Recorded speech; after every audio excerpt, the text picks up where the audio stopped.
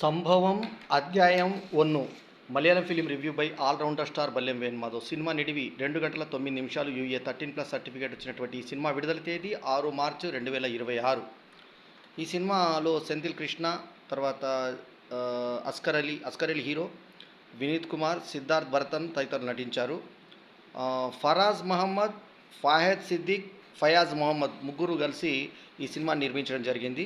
గోద్విన్ Thomas అనే అతను music చేసినటువంటి సినిమాకి నవీన్ వజీసా సినిమాటోగ్రఫీ అలరించింది. అర్జున్ ప్రకాష్ ఎడిటింగ్, తర్వాత విష్ణు గోవింద్ ఆడియోగ్రఫీ సినిమాకి బలాన్ని చేకూర్చాయి. ఇక జీతు సతీశన్ అనే అతను దీనికి writer, screen play writer, direction చేయడం జరిగింది. ఇక కేరళ తమిళ్ నాడు బార్డర్లో ఉన్నటువంటి ఒక అడవిలో ఒక వింత వింత ఇవి జరుగుతుంటాయి. ఒక మూఢనమ్మకాల మధ్య ఉంటుంది. ఒక అతను పోలీసులను ఆశ్రయించి, నేను కొత్తగా చేరుతున్నాను, నన్ను ఒక ప్లేస్కి తీసుకెళ్ళాలి, ఇక్కడ ఒక యాక్సిడెంట్ జరిగిందని అంటే, ఒక అల్లరి మూకను ఛేదించడానికి ఫస్ట్ పోలీసులు వస్తారు. ఒక ఇద్దరు అబ్బాయిలు, ఇద్దరు అమ్మాయిలు కలిసి ఫారెస్ట్లో అనుమతి లేకుండా షూటింగ్ చేస్తుంటే, అదేదో వీడియో ఫిలిం చేస్తున్నామని అంటే, వీళ్ళు వద్దు అని వారించినటువంటి ఇన్స్పెక్టర్ని అసభ్య పదార్థంతో మీదకి దాడి చేయడానికి ట్రై చేస్తే కొడతాడు. అతన్ని కొడితే అక్కడ ఒక శవం కనబడుతుంది వీళ్ళకి. ఆ శవం ఎవరిదని చెప్పి ఎంక్వైరీ చేస్తూ ఉండగా అక్కడ ముందు వీళ్ళు వెళ్తున్నటువంటి జీప్ ఎదురుగా ఇంకొక అతను శవం వచ్చి పడుతుంది. అతన్ని చూసి అతన్ని కాపాడాలనే ముందు అతను చచ్చిపోయే లోపు కాపాడాలనేటువంటి ప్రయత్నంలో ముందు ఇతను హీరో ప్రయత్నం చేస్తాడు, అస్కర్ అలీ. సో ప్రయత్నం చేయంగా ఇంతలో ఈ నేపథ్యం ఇది తెలుస్తుంది, ఇక్కడ గొడవ జరిగింది, ఇట్లా అరెస్ట్ జరిగింది. ఈ రెండింటి నేపథ్యంలో జరుగుతున్న కథలో ఒక అతను ఫోన్ చేసి, నేను అపాయంలో ఉన్నాను, నేను ఒక పోలీస్ ఆఫీసర్ని అంటే, వీళ్ళు వచ్చి కేరళ వాళ్ళు తమిళనాడు పోలీస్ నేను అని చెప్తుంటాడు అతను. అయితే అతను ఉన్నటువంటి కాలం ఏంటిదంటే 1994లో అతను ఉంటాడు, అంటే 30 సంవత్సరాల క్రింద. ఇది 2024 కాలం నాటి కథ నడుస్తూ ఉంటుంది. అంటే 32 సంవత్సరాల తర్వాత మనం చూస్తున్నాం 2026లో. సో దీంట్లో 30 ఏళ్ల కింద ఉన్నటువంటి క్యారెక్టర్లు వస్తాయి. తర్వాత తన భార్య వస్తుంది. ఆమె భార్య తల్లి లాగుంటుంది ఆయనకి. ఆమె తన భర్తను వెతుక్కుంటూ వస్తుంది. తీరా చూస్తే ఆమె మిస్సింగ్ ఆయన ఎవరైనా అంటే ఆమె భర్త. ఇక్కడ వీళ్ళు చూసినటువంటి వ్యక్తి ఎవరైతే గాయపడినటువంటి వ్యక్తి ఉన్నాడో అతను 30 ఇయర్స్, సుమారు 30+ ఉంటాడు. ఈమెనే 60+ ఉంటుంది, ఆమె భర్త అంటుంది. సో అంటే 30 ఏళ్ళ కింద ఉన్నటువంటి వ్యక్తుల క్యారెక్టర్లు వీళ్ళని వెతుకుతూ ఉంటే, ఒక కాకి బొమ్మతో ఉన్నటువంటి అడవిలో ఒక కాకి విగ్రహం ఉంటుంది. ఆ కాకి విగ్రహంకి ఒక చిన్న చరిత్ర ఉంటుంది. అది విదేశాల టైంలో ఒక వీళ్ళు విదేశస్తులు ఆ కాకి బొమ్మని వీళ్ళు అక్కడి తెగ ప్రజలందరూ కూడా తమ దైవంగా భావిస్తూ ఉంటే, అది కాదు అని చెప్పేసి బ్రిటిషర్లు వచ్చేసి ఆ కాకి బొమ్మను కూల్చేటువంటి ప్రయత్నం చేస్తారు. కాకి బొమ్మను ఎప్పుడైతే కూల్చే ప్రయత్నం చేస్తారో వాళ్ళు నాశనం అవుతారు. ఆ తర్వాత ఆ బొమ్మ అక్కడే ఉండిపోతుంది.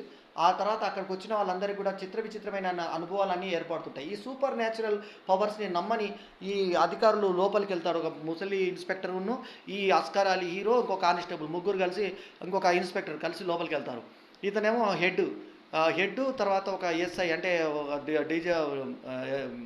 ఎస్పీ స్థాయి మనిషి, ఆ తర్వాత ఒక ఇన్స్పెక్టరు, ఆ తర్వాత ఇతను ట్రైనీ అవుతున్నటువంటి హీరో అస్కర్ అలీ, ముగ్గురు కలిసి లోపల సెర్చ్ చేస్తుంటే పెద్ద కాకి విగ్రహం, దానికి మెడకు ఒక నగు ఉన్నట్టుగా, ఒక పెద్దగా ఇట్లా ఉన్నట్టుగా ఒక భార్య ఏనుగు కాయంలో ఒక కాకి విగ్రహం కనబడుతుంది.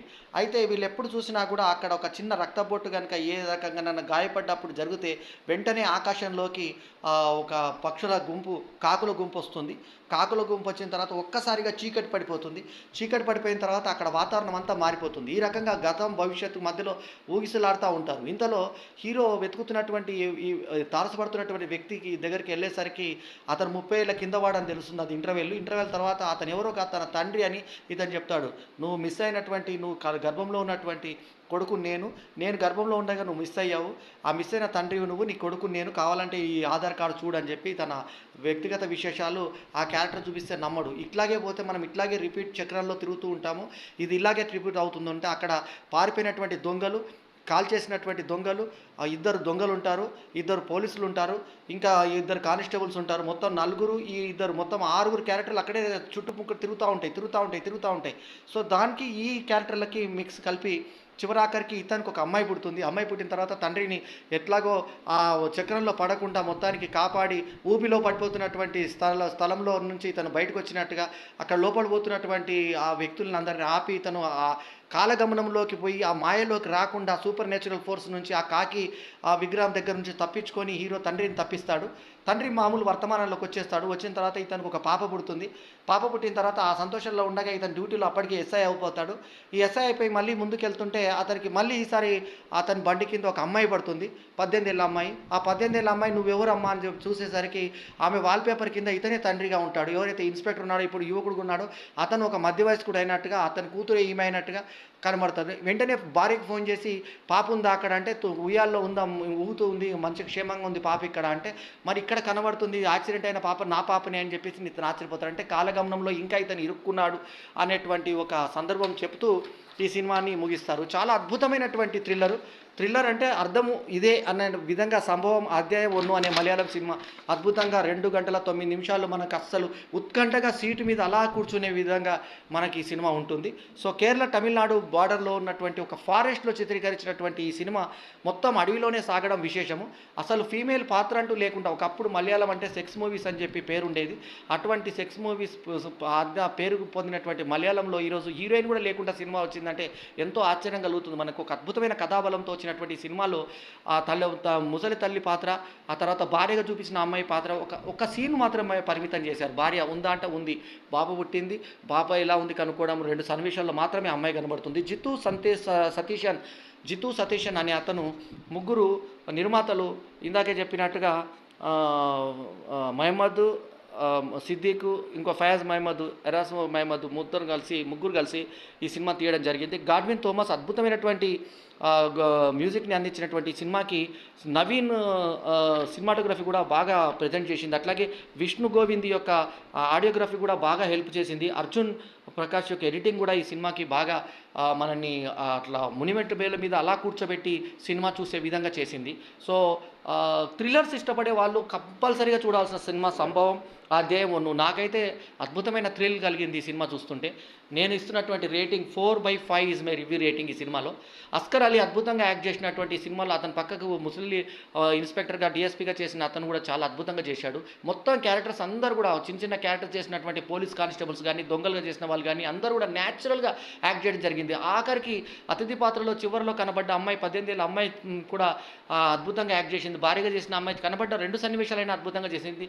భర్తను వెతుకుతూ వచ్చినటువంటి వృద్ధురాలు కూడా అద్భుతంగా చేసింది. అందరూ అద్భుతంగా చేశారంటే జితు సంతీసన్ యొక్క దర్శకత్వ ప్రతిభను వేణోలా కొనియాడదగ్గ సినిమా. జితు సంతీసన్ మనకు ఒక మంచి ఫీల్డ్లోకి తీసుకెళ్ళిపోయినటువంటి సినిమా సంభవం అధ్యాయం 1. సో బాక్సాఫీస్ మధ్య కూడా ఒక మంచి దుమారాన్ని రేపుతున్నటువంటి ఈ చిన్న సినిమా ఒక అంటే టెక్నికల్గా బాగుంటే, తర్వాత థ్రిల్ బాగుంటే, సినిమాలో ఏం విషయం ఉన్నా లేకున్నా, ఎటువంటి సెక్స్ సన్నివేశాలు లేకున్నా, రొమాంటిక్ సన్నివేశాలు లేకున్నా, పాటల పద్యాలు లేకున్నా సినిమాని ఆద్యంతం ఎంత ఉత్సాహంగా చూపించవచ్చు అనేది చూపించిన సినిమాగా అధ్యాయం ఈ సంభవం అధ్యాయం 1 అనే ఈ సినిమాని చెప్పుకోవచ్చు.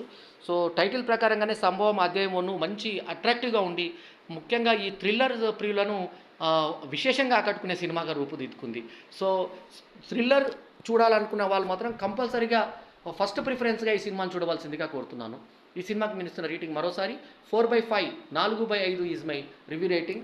సో ఈ రివ్యూ కనుక మీకు నచ్చితే లైక్ చేయండి, కమెంట్ చేయండి, షేర్ చేయండి. మా ఛానల్కు తప్పకుండా సబ్స్క్రైబ్ చేయండి. ఎల్లప్పుడూ మీ ఆదరాభిమానాలు ఆశించే మీ ఆల్రౌండర్ స్టార్ బల్లెం వేణు మాధవ్. నమస్తే, జై హింద్.